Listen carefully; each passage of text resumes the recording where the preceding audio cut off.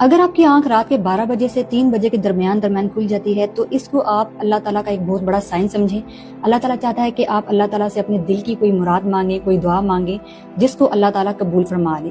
تو اس وقت 2 ایسے کلمات ہیں جو آپ اگر پڑھ لیتے ہیں اور اس کے بعد جو بھی دعا مانگتے ہیں وہ آپ کی جو بھی دعا ہوگی اسی وقت اللہ تعالیٰ قبول فرما لے گا۔ اور وہ کلمات کون سے ہیں؟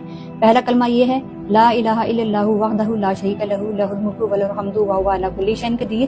اور دوسرا کلمہ ہے سبحان اللہ والحمد للہ ولا الہ الا اللہ واللہ اکبر ولا حول ولا قوۃ الا باللہ۔ یہ 2 کلمات ایسے ہیں جن کے بعد جو بھی آپ دعا مانگیں گے اللہ تعالیٰ فوراً ان دعاؤں کو قبول کر لے گا، یہ اللہ تعالیٰ کا وعدہ ہے۔